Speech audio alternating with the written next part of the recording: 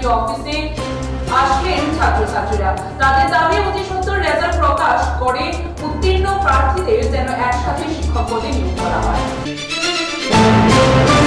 BJP সর্বভারতীয় সভাপতি পদে মেয়াদ বাড়ল জেপি নাড্ডার। আগামী জুন মাস পর্যন্ত এই পদে থাকবেন জেপি নাড্ডা।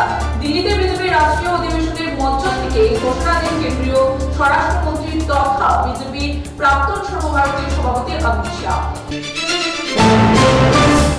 উদয়পুর বাতাবাড়ি থেকে পুজো দিয়ে ফেরার পথে মর্মান্তিক পথ দুর্ঘটনায় মৃত্যু হয় স্ত্রী।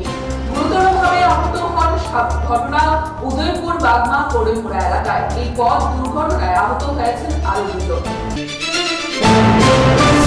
স্ত্রীর উপর স্বামী নির্যাতন এতটাই বেড়েছিল যে অবশেষে স্ত্রীকে মারতে মারতে রাজপথে ফেলে দিয়ে চলে যায় 5 কিলো স্বামী। শেষ পর্যন্ত আহত স্ত্রীকে রাজপথ থেকে উদ্ধার করে দমকল বাহিনী নিয়ে আসে মেলাঘর হাসপাতালে।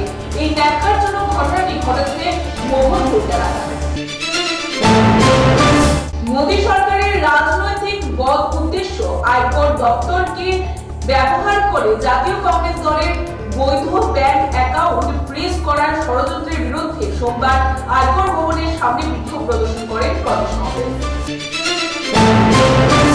গোপন খবরের ভিত্তিতে কোয়ারহেপা সীমান্ত সংলগ্ন নোয়াবাড়ি জামাগান এলাকায় অভিযান চালিয়ে দুটি বাইক উদ্ধার করে মধুপুর থানার পুলিশ। টিআর 019498 নম্বরের একটি গ্ল্যামার বাইক ও অপরটি নম্বরবিহীন সুপার স্প্লেন্ডার বাইক।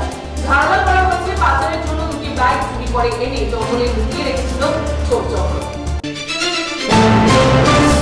ঘরের মাঠে রেলওয়ের বিরুদ্ধে রঞ্জি ট্রফির ম্যাচে প্রথম ইনিংসে লিড নেওয়ার পরেও লজ্জায় হার ত্রিপুরা। 5 উইকেট ত্রিপুরাকে হারিয়ে দিল রেলওয়ে। ত্রিপুরা পুলিশের 150 বছর পূর্তি উদযাপন উপলক্ষে সোমবার অরুন্ধতিনগর পুলিশ ক্যাম্পাসে রাজ্য পুলিশ ও এলাকাবাসীর মধ্যে প্রীতি ভলিবল খেলা অনুষ্ঠিত হয়। 42তম আগরতলা বইমেলা শুরু হচ্ছে আগামী 21শে ফেব্রুয়ারি, যা চলবে 5ই মার্চ পর্যন্ত। প্রস্তুতি প্রায় চূড়ান্ত, চলছে স্টল সাজানোর কাজ। ইতিমধ্যেই লটারির মাধ্যমে বন্টন করা হয়েছে স্টল।